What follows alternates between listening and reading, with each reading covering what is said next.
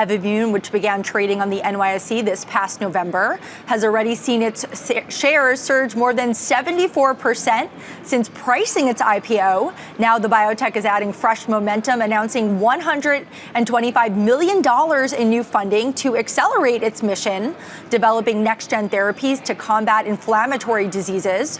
Joining me now is Luis Pena, CEO and president of Evommune. Luis, so nice to see you again.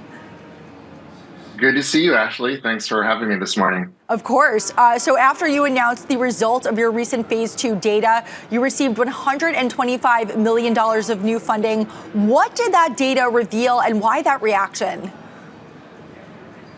Yeah, I mean, it was exciting. We had, first of all, a well-controlled trial in patients with very severe eczema. So these are patients that had up to 50% of their body covered by eczema lesions. And what our drug showed is that it had a 33% improvement over placebo in those patients. And if you look at, even though it's difficult to compare trials to trial, but historically the drugs or the medicines that have worked the best on eczema are somewhere in that range of 30 to 40% improvement in patients. And it's great to be able to achieve that in patients with such severe disease.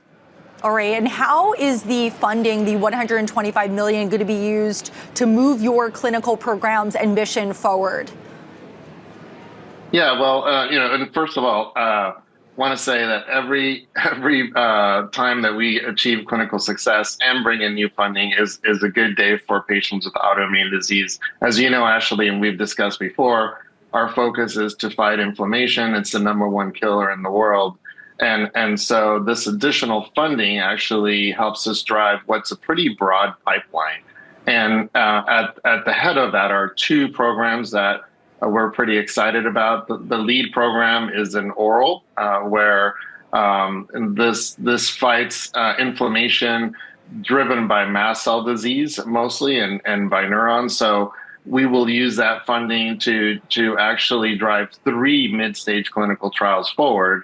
And then for the current readout that we just had, which is an injectable for eczema, we will now move that into a much broader phase 2B study or mid-stage clinical study, getting us ready for phase 3, hopefully.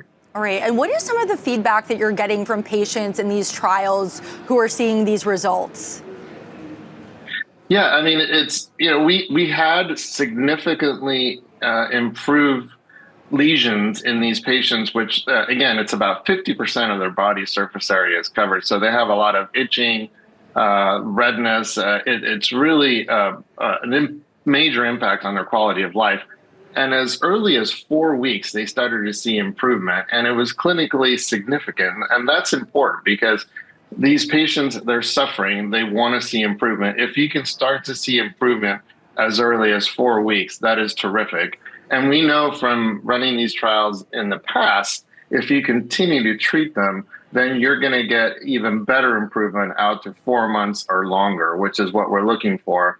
And importantly, we only use two doses. So we dosed at day 0, we dosed at day 28, and they continue to see improvement out to week 12. And so as we go forward, we're going to use this funding for longer trials where we administer drug for a longer amount of time. And we think that is going to translate into even better improvements for these patients so that they not only continue to see improvement at week 4, 8, and 12, but 16 and eventually out to a year. And Luis, besides the recent phase 2 data, you also have 2 other major milestones in 2026, and it's only February. Can you walk us through them? Yeah, so we have a readout at the end of the second quarter with our oral drug. It's a pill for mast cell disease, and we have a trial going in chronic urticaria patients, and so that's going to read out end of the second quarter. And towards the latter part of the second half, we also, with the same drug, will have a readout in severe eczema patients. And we will also be giving guidance next quarter. With that same medicine, we will be starting a trial in migraine patients, which is really exciting. We found that the same inflammatory processes that drive that chronic urticaria, chronic eczema also causes migraine. So we're excited about initiating that trial as well. All right. Thank you, Luis Pena, CEO and president of Evommune, for joining us on NYSE Live, and congratulations on your milestones. Thank you so much, Ashley. Hope you have a great day.